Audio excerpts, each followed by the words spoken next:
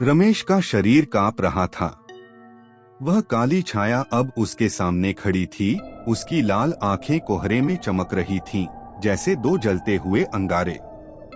हवा में ठंडक इतनी बढ़ गई थी कि उसकी सांसें सफेद धुंध बनकर उभर रही थीं। लॉकेट, जो अब भी हवा में तैर रहा था, उसकी ओर धीरे धीरे बढ़ रहा था, मानो कोई अदृश्य शक्ति उसे रमेश के दिल तक ले जाना चाहती हो। तूने हमारा दरवाजा खोल दिया। छाया की आवाज अब और गहरी थी, जैसे सैकड़ों आत्माएं एक साथ बोल रही हों।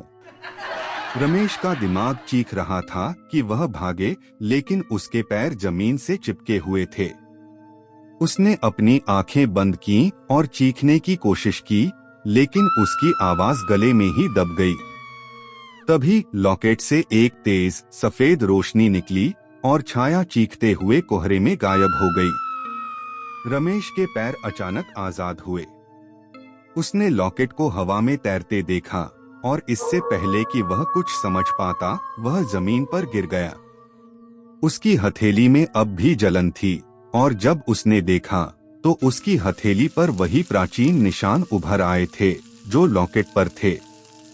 वे निशान अब उसकी हाथों को जला रहे थे, मानो कोई उसे अभिशाप के साथ चिह्नित कर रहा हो। रमेश ने दर्द से कराहते हुए कहा, ये क्या हो रहा है? उसने लॉकेट को उठाने की कोशिश की, लेकिन जैसे ही उसने उसे छुआ, उसके दिमाग में एक तेज चमक उभरी। उसे एक दृश्य दिखा, एक प्राचीन मंदिर जिसमें काले वस्त्रों में लिपटे लोग एक रहस्यमयी पूजा कर रहे थे। उनके बीच एक विशाल काला पत्थर था जिस पर वही निशान बने थे। एक पुजारी ने एक लॉकेट उठाया, वही लॉकेट जो अब रमेश के हाथ में था, और उसे पत्थर में बंद कर दिया। फिर एक भयानक चीख गूंजी और मंदिर की दीवारें खून से लथपथ हो गईं। रमेश की आंखें खुली। वह अब भी जंगल में था, लेकिन अब माहौल और डरावना हो चुका था। कोहरा अब काला पड़ रहा था और हवा में एक सड़ांध भरी गंध, जैसे सैकड़ों साल पुरानी लाशें सड़ रही हों। उसने मंदिर की ओर देखा। मंदिर का दरवाजा अब खुला था और अंदर से एक ठंडी नीली रोशनी निकल रही थी। मुझे यहाँ से निकलना होगा, रमेश ने सोचा, लेकिन उसका शरीर उसकी बात नहीं मान रहा था। उसके पैर अनायास ही मंदिर की ओर बढ़ने लगे, जैसे कोई उसे खींच रहा हो। वह चीखना चाहता था, लेकिन उसकी आवाज अब भी गायब थी। मंदिर के पास पहुंचते ही उसने देखा कि खून के निशान अब मंदिर के जमीन पर एक जटिल छाया बना रहे थे, एक पेंटाग्राम जिसके बीच में वही निशान था जो उसकी हथेली पर। मंदिर के अंदर कदम रखते ही दरवाजा अपने आप बंद हो गया। अंधेरा इतना घना कि टॉर्च की रोशनी भी बेकार थी, लेकिन नीली रोशनी अब और तेज हो रही थी और उसने देखा कि मंदिर के बीच में एक काला पत्थर खड़ा था, वही पत्थर जो उसने अपने सपने में देखा था। पत्थर के ऊपर एक छाया उभर रही थी, लेकिन यह कोई इंसान नहीं था। यह एक भयानक विकृत प्राणी था। उसके शरीर पर सैकड़ों आंखें थीं और उसका मुंह अनगिनत दांतों से भरा। तभी प्राणी की आवाज मंदिर में गूंजी, तूने हमें जगाया। रमेश के कानों में दर्द होने लगा। यह लॉकेट हमारा बंधन था और अब तू हमारा द्वार है। रमेश ने पीछे हटने की कोशिश की, लेकिन दीवारें अब जीवित लग रही थीं। उनमें से काले सांप निकल रहे थे जो उसके हाथ पैरों को जकड़ने लगे। उसने लॉकेट को फेंकने की कोशिश की, लेकिन वह उसकी हथेली से चिपक गया था। उसकी हथेली पर निशान अब और गहरे हो रहे थे और खून की बूंदें टपकने लगीं। तभी मंदिर के कोने से एक और आवाज आई। यह एक बूढ़ी औरत की थी, जिसकी आंखें पूरी तरह सफेद और चेहरा इतना सूखा और झुर्रीदार था कि वह किसी मृत शरीर जैसा लग रहा था। तुझे चेतावनी दी गई थी, उसने कहा, और उसकी आवाज में एक अजीब सी शांति थी। यह मंदिर कोई पूजा स्थल नहीं है, यह एक जेल है। और तूने उस जेल का ताला खोल दिया। कौन हो तुम? रमेश ने डर से कांपते हुए पूछा। यह क्या है? बूढ़ी औरत ने कहा, मैं इस गांव की आखिरी रक्षक हूँ। सैकड़ों साल पहले हमारे पूर्वजों ने इस मंदिर में एक प्राचीन दानव को कैद किया था। उसका नाम है काला साया था।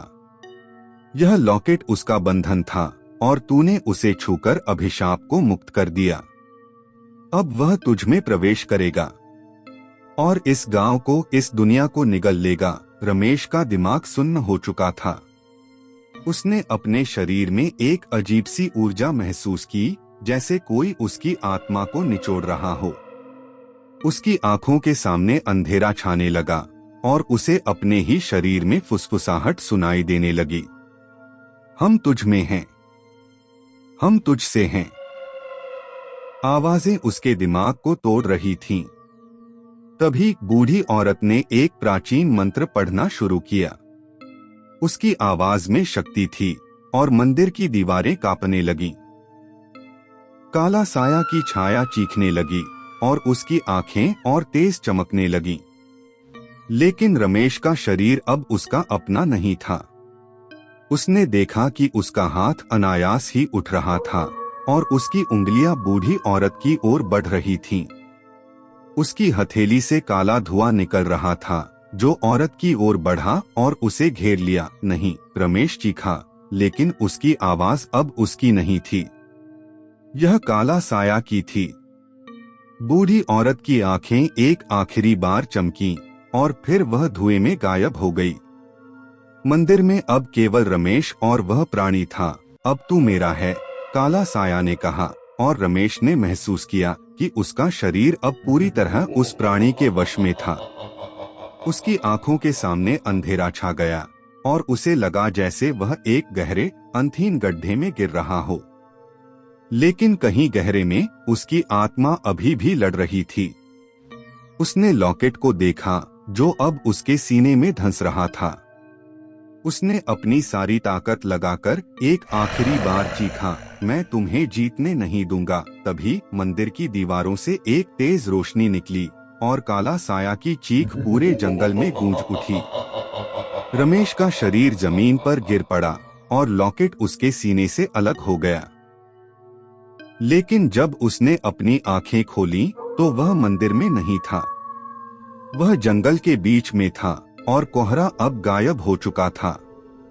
लेकिन उसकी हथेली पर निशान अभी भी थे और वह जानता था कि यह अंत नहीं था। काला साया अभी भी उसके अंदर था।